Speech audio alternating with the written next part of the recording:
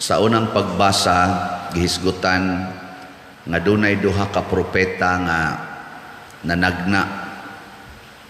Kaila mo kinsa tong duha ka propeta? Jeremias o si Ananias. Si Ananias. og si Jeremias. kinsa may ang kontra? Jeremias. Wagi day mo maminaw mga tug manggod mo inigbasa gud. Si Ananias og si Jeremias. Kinsa may tinuod nila nga propeta? Si Jeremias. Ananias. Jeremias mo'y tinuod nga propeta. Si Ananias nanagna nga kinabihag man to sila sa Babylonia na exile ba, nabuntog sila siya. Duha na lang katuig buhian na ni Nabucodonosor katong hari sa Babylonia kay kuhaan siya gahom sa hari. Nindot kayo kanang feeling ba nga murag yung makapadasig ba? Parihara ko na nato, no? Kanang naay cancer, maingon dayon ka, Jesus ang Ginoo, muayo ra gid na nato. Adto lang dito sa kanang mga center ba, sama ng Simala, sa Panadiha, adto sa Bugo, Dagkot dito, or pahiling ani, kay maayo ra gyud ka. Na, kay Ginoo maluluyon gyud. Kanang dasig-dasigo na to ba?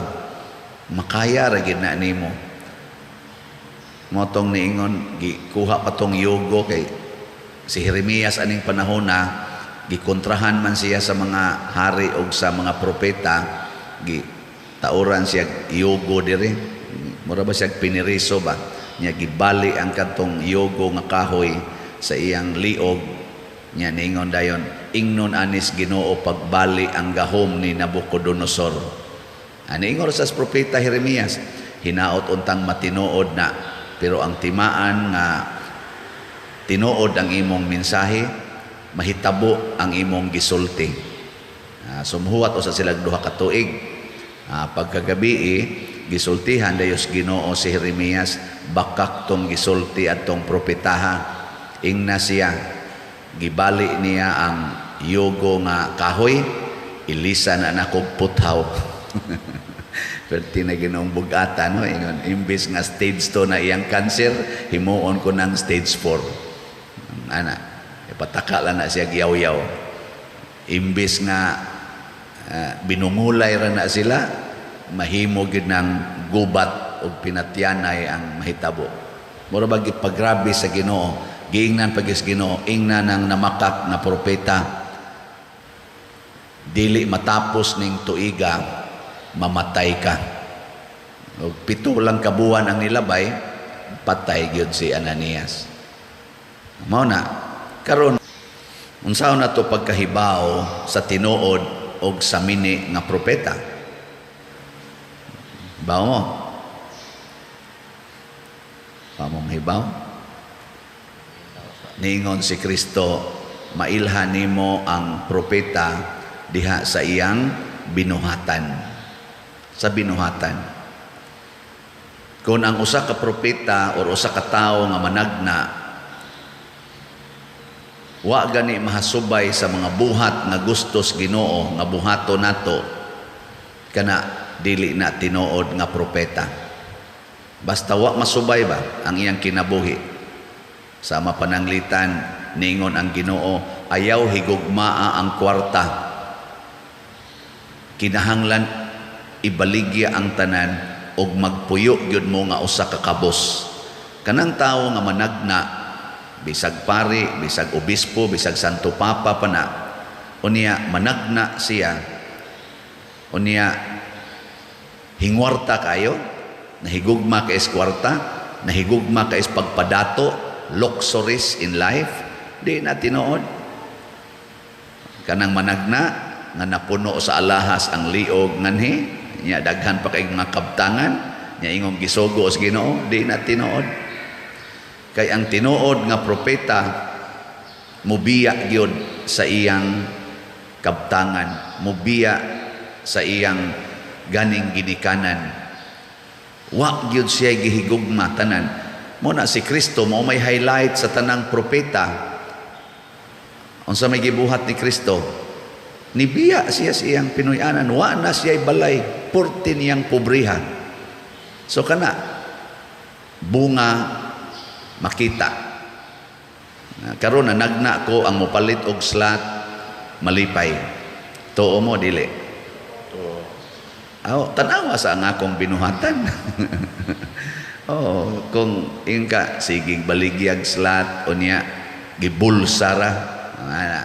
Pero og wa gani na nako bulsaha nya kita sa ninyo sa kong kinabuhi nga wa ko magsigig higugma ng kwarta aw tinuod ning akong gisulti nga naman kay pangutan ata nang namalit og slot wa ba malipay oy na amang gani ni palit og slot nga perting lipaya o nya bag-o pagid siyang naputlas tiil kay na disgrasya. Nya naningkamot pag gani siya palit. PWD na siya karon. Nya ningkamot gyud ba? Palit. Kurti niyang lipayang nakapalit Ni ano yung mga sakto ka STL. Di gyud kalakaw padong dinhi aron lang. aron lang gyud palit.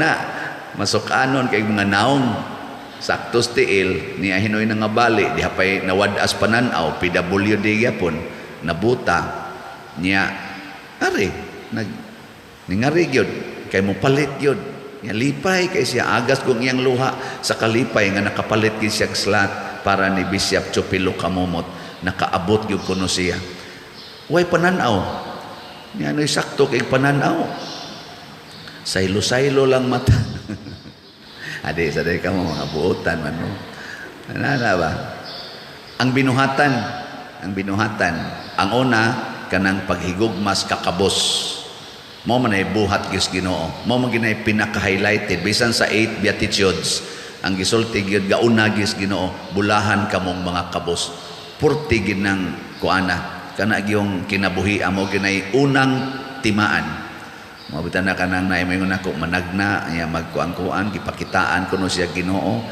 tan-aw nako na imong naong wa man maigo sa imong gisulti. Ikaduha, dili makig-away, dili masuko. Unya kay kani si Ananias, kauban manis ubang mga propeta, katubang nisulti man ni si Jeremias dito sa templo, gikuan siya, gidakop, gipriso. Usa manis nasuko ni Jeremias nga nagsulti, masukanon man ni, di sa to pa, kana mga taong dali kay masuko, mga saputon kaayo, mga luuran kaayo, dili na sila tinuod nga sulugoon sa Ginoo. Kay ang tinuod nga sulugoon sa Ginoo, humble and gentle of heart. Ang di masuko, dili sad siya magsigi og pangigi, pero kanang igihan kay giyuta, masinahon kaayo, marites kaayo, kana di gina suguos Ginoo. Nga naman, sulugoon man na siyawa. Na siya. Kanang di gyud mo pasaylo. Na sulugoon na siyawa. Nabitay mo, sulti na ko usay, ako paderno, gisultihan jud ko sa mahal nga birhen. Musta man ka? Unsa may imong status kinabuhi? Ako paderminyo ko, pero gibuwagan to na ako akong bana kay nangabit man. Unya og mobalik to nimo, imo tong pakigulian. Adi na lang ko paderno ko, wa kasuguas mahal nga birhen ay. Wa kasugua kay nganong mudili man ka nga bana man na nimo. Ana.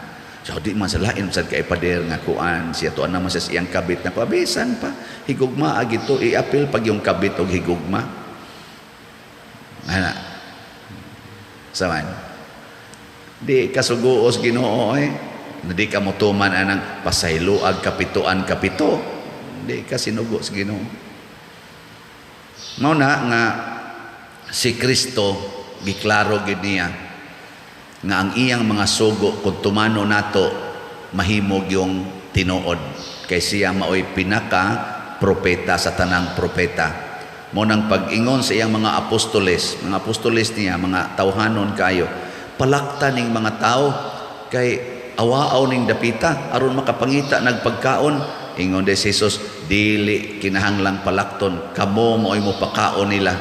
Isa 5 ra ni kapan og 2 ka isda. Unya ang mga tao giihap nilang mga lalaki 5,000 na katao, di na ko ma-imagine ang 5,000 katao Nya lalaki lang na, ang babae ug bata wa giapil og ihap.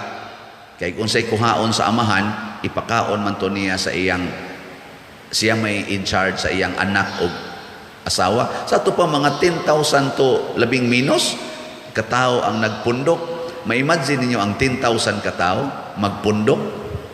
Nya 5 ra kapan imong pagkaon, ipakaon ani imong latanan. Lisod kay na Pero si Jesus kay propeta man, nahibaw na siya unsay gahom sa amahan. Relax ra kay siya.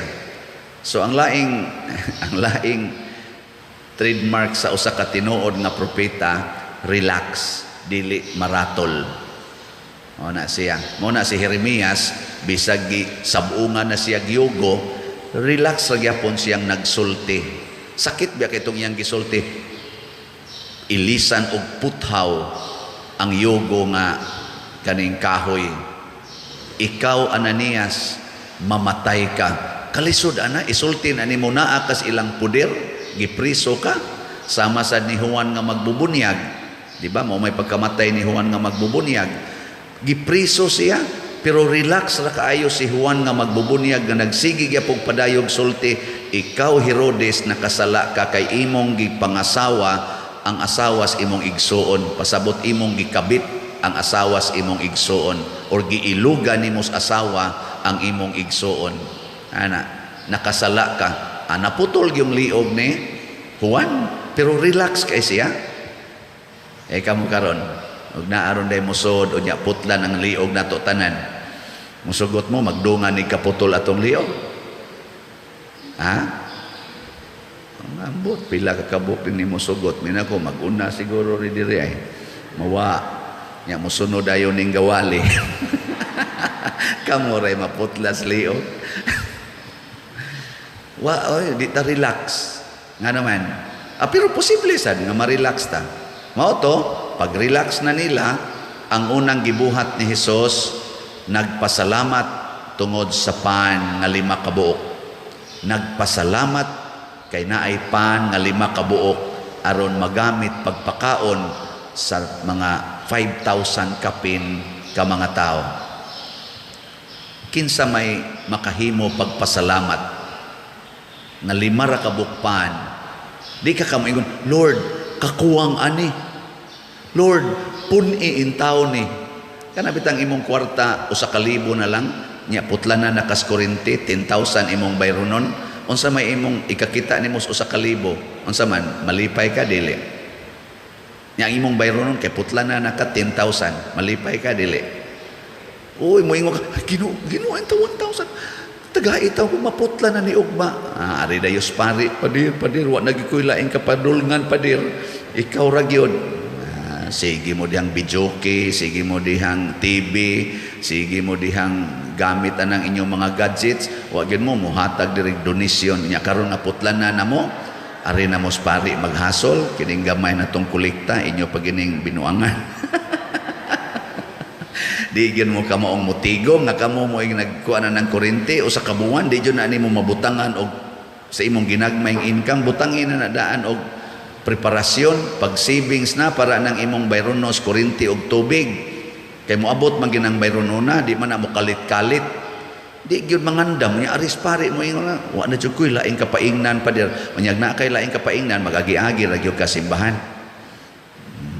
Na. Pero si Jesus, lahi kay batasan, nagpasalamat, salamat amahan. Unya, nanghatag, gamay kay imong pagkaon, sa nila palang 13 ka buok, si Jesus ug ang iyang 12 ka apostolis, ang 5 ka pandi na paigo, niya ipanghatag pagyod. Lisod kay na Pero nanghatag pagyod.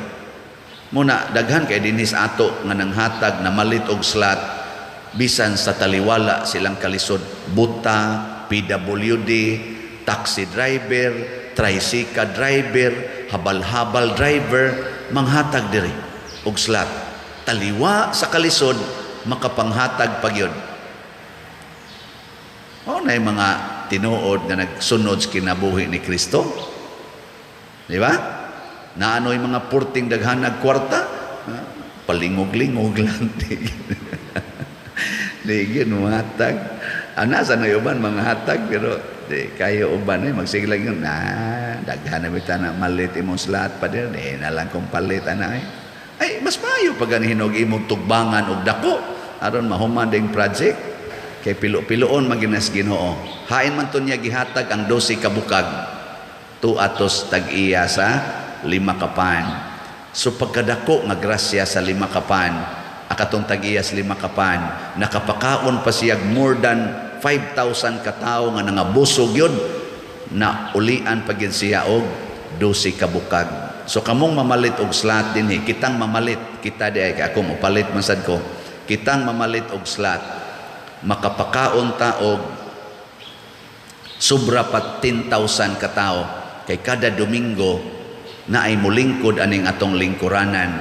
Kada Domingo mapuno gining atong lingkuranan, pasabot ni alagad ka og tao, sobra pagay tingali hangtod ka mamatay, sobra pagay tingali mga 100,000 ang imong sobra kayo bisag ingnon pang 1 million siging lingkod dinhi ana, siging simba sa atong simbahan nga nahuman sa atong mga slat-slat niya. Kung mahimo sa ni kaning kumbinto, pila ka kabuok mga pari, organizations, mga obispo nga manood anang kumbinto og mo pasilong og mo pahimulos. In short, sa atong mga facilities dinhi nga atong himuon sa simbahan, pila ka kabuok kalag ang ma-inspired, pila ka buok makasasala ang ma-converter. Sa sunod, tuwa kay dako kay ditong balay sa langit, kay naa kay bahandi sa langit nga gipilo-pilo sa Ginoo, 12 ka bukag ang kapilo. Tudloan tala mo unsaon pag-compute ha. 5 kapan ang 12 ka bukag, kada bukag musod nag 100 ka bukpan. Dako man nga bukag man, mga 100 ka bukpan ang sod ana.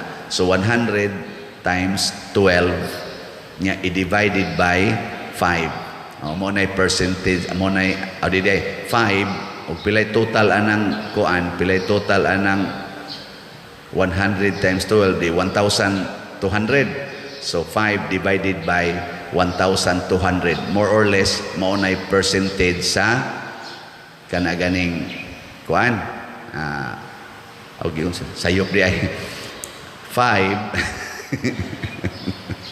taka na lang kuan ay 1,200 divided by 5. Mo nay pag multiply ito sa kuan, mo nay gidaghanon sa multiplication. Ambot sakto ba ni? Pilo-pilo ba? Hangtod mo na siya ay kapila-pila. Pila na pila. Ha? 12,000 out 1,200 divided by 5. Kamu na de imo dia. Hindi ko kamao ana. 24. Pila? 24. 24? Bahala mo de si manindog na ta.